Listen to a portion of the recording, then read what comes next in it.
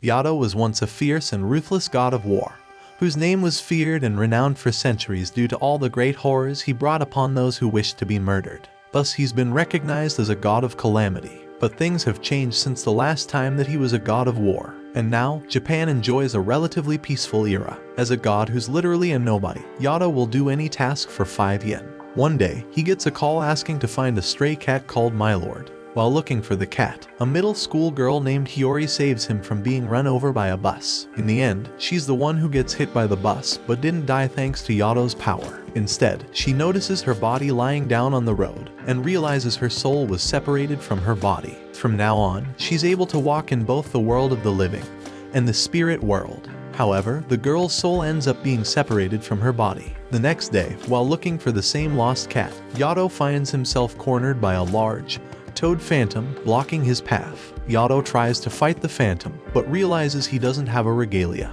the spirit of an uncorrupted dead human, who can turn into a divine weapon and bring out the full power of a god. Luckily, Hiyori in her spirit form arrives and saves him, retreating away from the massive frog. But the frog jumps and blocks their path, so Hiyori knocks the frog out with her kickboxing move. Yato takes her hand and runs away from the phantom. He completes his job and delivers My Lord to the kid's house. Later that night, Hiyori's real body wakes up on Yato's back and asks him about her condition. Yato explains that she's basically a half phantom, while also mentioning that she can walk in both spirit and human worlds. He also mentions that phantoms are from the spirit world, existing yet devoid of all life. They come in all sizes and shapes and prey on the living. Only young children, animals, and gods can see these creatures. He tells Hiyori that she's basically living on the borders of both worlds. Hiyori freaks out and asks him to turn her back to a simple human, but Yato extorts 5 yen from her. Once Hiyori pays up, he tells Hiyori that he will help her return to normal, hiding the fact that he doesn't have a clue at all about how to.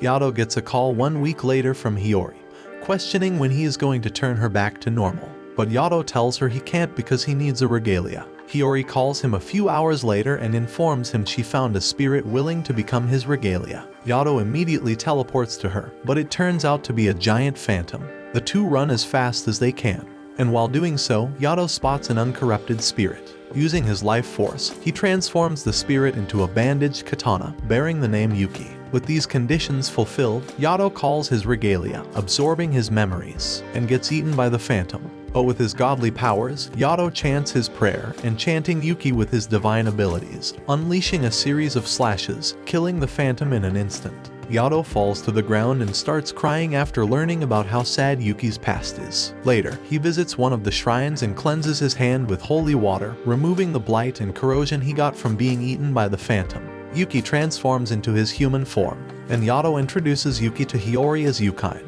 He tells Yukine that he's his regalia and will serve him from now on. The next day, Yato extorts money from Hiyori again to fund their lunch and eating food. Yato gets pricked by Yukine's dirty thoughts. Yato tells Yukine that gods and their regalias share both mind and body. Every single wicked thought that a regalia thinks is felt by his or her master, and sometimes even injures both of them.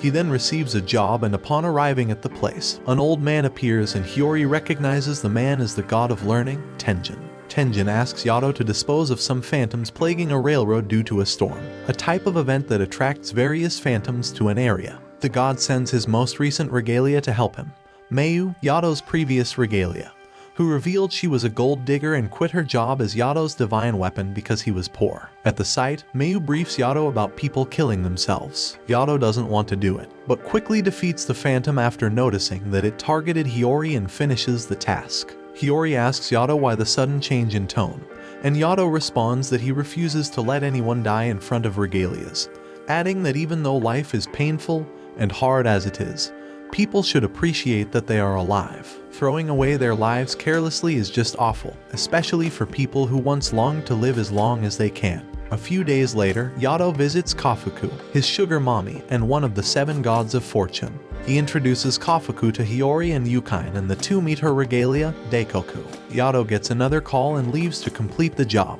Apparently, Kafuku scammed a man and drained his fortune, but Yato and Yukine managed to cut his ties to Kafuku, saving him from a life of eternal disaster. Later at night, Yato asks Hiyori what took her so long to come so late from Kafuku's house. After hearing her answer, he quickly realizes they have told her about his past. He was once a god of war who killed everything in his path, from phantoms to humans, even regalias. But times changed, and there's no need for any god of war anymore. Gods are created by someone's wishes. People always remember and wish for something specific to major gods. But minor gods, like Yato, must find a way to survive. That's why Yato helps people's wishes come true. If he doesn't help them, he will be forgotten, and therefore his existence will disappear. He then tells Hiyori that if something happens to him, she should seek Kafuku's aid. Later, Nora, Yato's previous regalia from the time he was a murderous god, appears. He confronts Nora and she tells Yato that she'll be always waiting for him to call her out before disappearing instantly. Later that day, Hiyori decides that she will take care of Yukine. Yato refuses and explains that he and Yukine cannot stay together because Yukine's so prone to indecent thoughts. But Yukine still comes with Hiyori. The next day, Yato monitors Yukine and it seems like Yukine's doing a lot of bad things that start to affect Yato's health. He tells Hiyori that Yukine's wicked thoughts are affecting him, citing that regalias used to be people and people sin. Giving into temptation is what taught the gods what is right and wrong, and through their regalia, they found it out. That night, Yukine and Hiyori get attacked by phantoms and Yato saves them. But one of the phantoms is a girl that Yukine tried to help after finding her crying on the street while waiting for her parents. However, the girl was already corrupted and Yato forces Yukine to kill the evolving phantom, even though Yukine doesn't want to kill the little girl. The next day, Yato interrupts Yukine from skating around and asks him where he got the skateboard from. Yukine tells him that Hiyori gave that to her, and lies to Hiyori confirms it. A few minutes later, Yato and Yukine gets attacked by Bishamen, another god of war, who desires to get her revenge on Yato because he killed her regalias in the past. Bishamen attacks Yato, but he manages to dodge it. He then tries to flee and catches his breath. Yato scolds Yukine and tells him to straighten up, but Yukine seems reluctant, given the difference in strength between him and Bishamen. Bishamen finally catches up to Yato and as the two square off, and she fires off another shot, this time hitting Yato. She fires another one, but this time, Yukine's blades didn't cut the bullet. So Yato retreats and tries to escape Bishamen by heading to a forest. Once he's away, Yukine asks him if he really killed Bishamen's regalia and Yato confirms it. However, Bishamen finds them and starts destroying a forest reserve. Yato faces her off, but as the two's about to fight, Kafuku arrives and tries to stop the two gods from fighting by summoning a vent, a portal that connects the human world to the underworld, which houses hideous and terrifying phantoms. Seeing how big the vent is, everyone decides to retreat and deal with the phantoms that will spread into town. Later that night, Yato gets another job at a convenience store and is visited by Daikoku and Kafuku. However, Yato gets stunned again by Yukine's thoughts, and quickly confronts Yukine about it. But Yukine tells him that he didn't do anything, and starts running away because Yato doesn't trust him. While running away, he trips on Kafuku, dropping a charity box, revealing that he actually did steal something. Yukine runs away, and Kafuku's regalia, Daikoku, gives Yato another phantom-slaying job.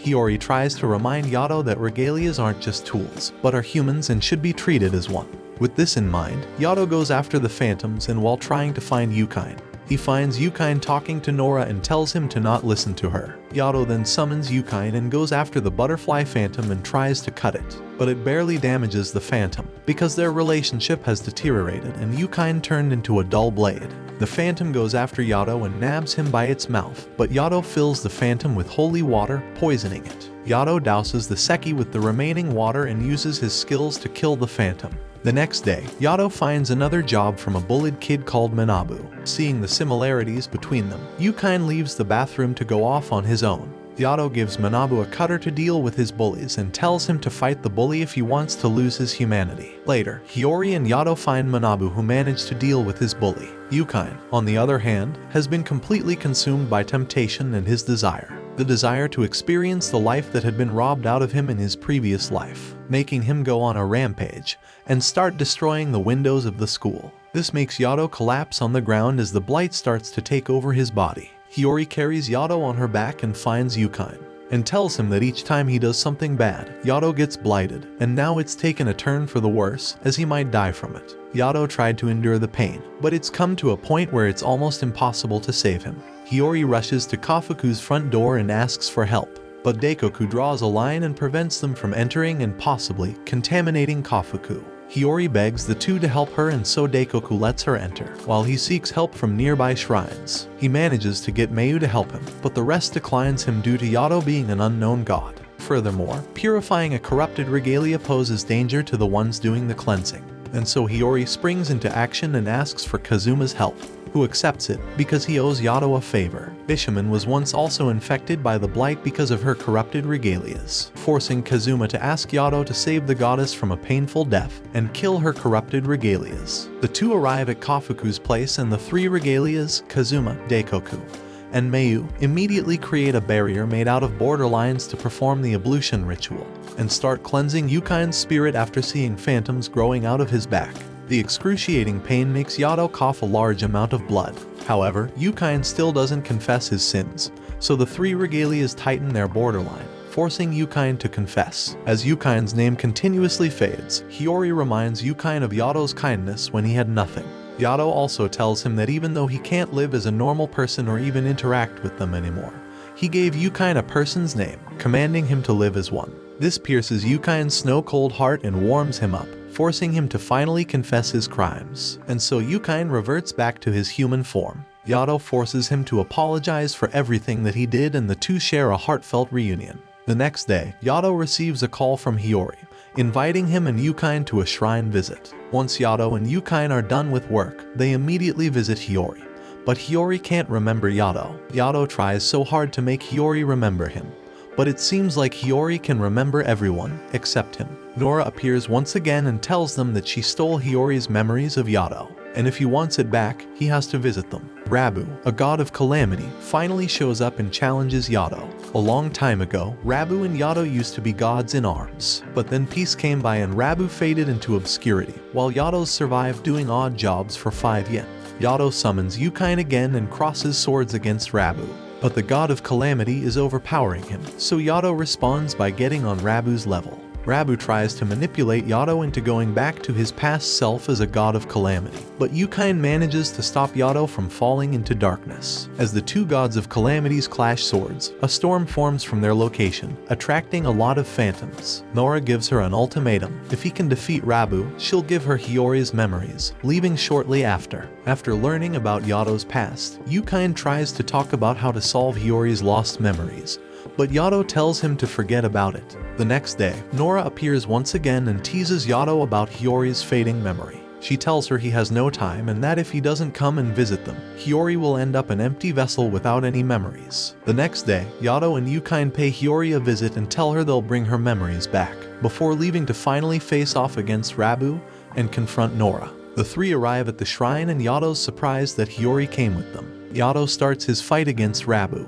The two squares off once again, but Rabu's passively defending. Yato and Yukine use this chance to attack him, but Rabu knocks them off. Rabu then encloses Yato inside a water sphere, but Hiyori pulls him out of the sphere. This irritates Rabu and starts going after Hiyori, but Yato saves her and retreats. Rabu finds them hiding behind a rock. He then shows the marble sphere containing Hiyori's memories. He then throws it on the pond before slicing it in half, making Hiyori fall unconscious and enraging Yato at the same time. Yato goes after Rabu like a completely different person, unleashing his true god of war powers. Yato's attacks become more precise and brutal as he clashes swords with Rabu.